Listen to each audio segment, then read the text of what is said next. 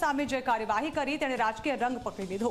પાટીદાર સમાજના નેતાઓએ બેઠકો અને મંત્રણાઓ કરી તો વિપક્ષી પાર્ટીઓએ જોરશોરથી આ મુદ્દાને ઉઠાવીને રાજનીતિ કરી।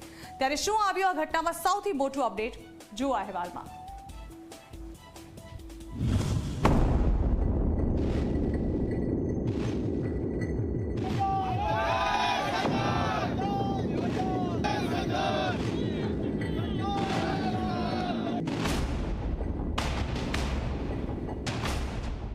અમરેલીના ધારાસભ્યના નકલી લેટરથી તેમની પ્રતિષ્ઠાને હાનિ પહોંચાડવાના કેસમાં પોલીસે જે કાર્યવાહી કરી તેના વિરોધે રાજકીય રંગ પકડી લીધો। કોંગ્રેસ અને આપના કાર્યકરોને તો જાણે નવો મુદ્દો જ મળી ગયો। રાજ્યના અલગ અલગ શહેરોમાં ઉગ્ર વિરોધ પ્રદર્શન કરવામાં આવ્યું। ક્યાંક આવેદનપત્રો આપવામાં આવ્યા તો ક્યાંક પુતળા દહનનો કાર્યક્રમ રાખવામાં આવ્યો। તો કોંગ્રેસ અને આપના કાર્યકરોએ ઉગ્ર સૂત્રોચ્ચાર કરીને વિરોધ પ્રદર્શન કર્યું। સોશિયલ મીડિયા પર પણ પાટીદાર સમાજની યુવતી પાયલ ગોટીના સમર્થનમાં વોર જોવા મળ્યું।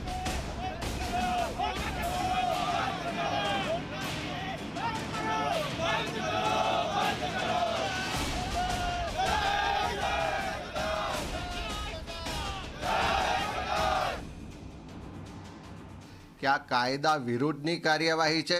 તમારે વરઘોડા કાઢવા હોય તો ખ્યાતિ કાંડમાં શું કામ વરઘોડા નથી કાઢતા?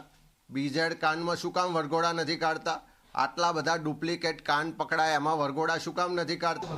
અમરેલીની પોલીસે કદાચ બુટલેગરોનું સરઘસ કાઢ્યું હોત, દારૂના આડાઓ ચલાવવાવાળાનું કાઢ્યું હોત, બળાત્કારીઓનું સરઘસ કાઢ્યું હોત, ભ્રષ્ટાચારીઓનું સરઘસ કાઢ્યું હોત તો અમે પણ અમરેલી પોલીસને અભિનંદન આપો। એ દીકરીનું જે સરઘસ કાઢવામાં આવ્યું, રાત્રે 12 વાગે ઊંઘમાંથી જગાડી અને પોલીસ સ્ટેશને લઈ જવામાં આવ્યા, એમના પરિવારને માનસિક ત્રાસ આપવામાં આવ્યો અને આ તમામ ઘટનાની અંદર જે દીકરીની બેઇજ્જતી થઈ, આત્મસન્માન ગવાણું, એ બાબતે એસપી સાહેબને અમે ભારપૂર્વક રજૂઆત કરી। ગુનેગારોને છાવરો છો અને એક નિર્દોષ પાટીદાર સમાજની દીકરી ઉપર તમે આ ટાઈપનું કરો છો, રિકન્સ્ટ્રક્શનના નામે દુઃખદ બાબત છે। પાટીદાર સમાજ તમને ક્યારેય માફ નહીં। તો પોલીસે જે પાયલ ગોટીની ધરપકડ કરી હતી તેના પર કોર્ટમાં સુનાવણી થઈ અને કોર્ટે જામીન પણ મંજૂર કરી દીધા। જ્યારે કોર્ટમાં સુનાવણી હાથ ધરવામાં આવી ત્યારે દિનેશ બાંભણિયા અને ગોપાલ ઇટાલિયા પણ હાજર રહ્યા હતા।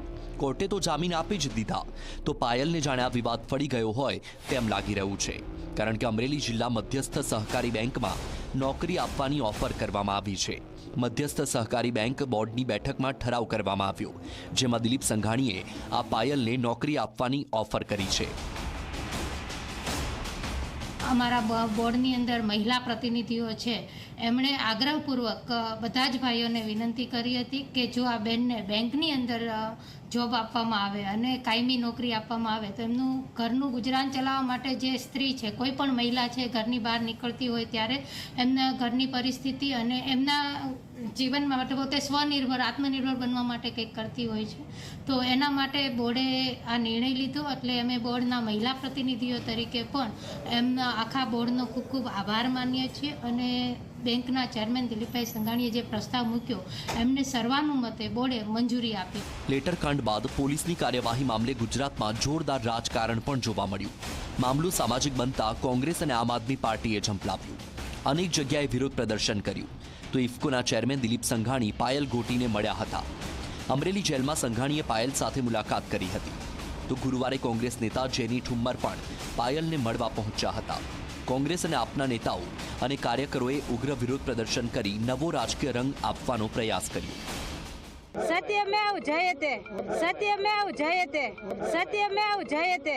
પૂરતા પુરાવા નહોતા તેમ છતાંય દીકરીનું વરઘોડો કાઢવામાં આવ્યું, જેલમાં ધકેલવામાં આવી। તો જે પુરાવા વગર જે અધિકારીઓએ કામ કર્યું છે, આ અધિકારીઓ પર કાર્યવાહી ક્યારે કરવામાં આવશે? ભૂતકાળમાં લુહારા ગામની પણ આ ઘટના બનેલી, એક બહેનને જેલમાં પૂરવામાં આવ્યા, ત્યાર પછી આવી જ રીતે આક્રોશ ફાટી નીકળ્યો અને હેમુબેનની ન્યાય મળે એના માટે સીઆઈડી તપાસની વાતો કરવામાં આવેલી, કમિટમેન્ટ આપવામાં આવેલું, આજ દિવસ સુધી તપાસના નામે મીંડું છે। ભવિષ્યમાં કોઈ દીકરીનું સરઘસ પોલીસ ન કાઢે તેવી માગણી કરવામાં આવી છે। આપણે જણાવી દઈએ કે અમરેલીના ધારાસભ્ય કૌશિક વેકરિયાને બદનામ કરવા લખાયેલા લેટર કાંડ બાદ પોલીસે આરોપીઓની ધરપકડ કરી। આ કેસમાં પાયલ ગોટી પણ આરોપી છે। પોલીસ જ્યારે આરોપીઓને લઈને ઘટનાના રિકન્સ્ટ્રક્શન માટે પહોંચી હતી ત્યારે તેને કથિત વરઘોડા સાથે જોડીને નવા વિવાદને જન્મ આપવામાં આવ્યો। પાટીદાર સમાજમાં આ કાર્યવાહીથી રોષ જોવા મળ્યો। જો કે હવે પાયલને જામીન મળી ગયા છે, પરંતુ પાટીદાર સમાજ પાયલનું નામ ફરિયાદમાંથી કાઢવા માટે માંગ કરી રહ્યો છે. ત્યારે આ કેસમાં આગળ શું થાય છે તે જોવું રહ્યું. Bureau report, Zee media.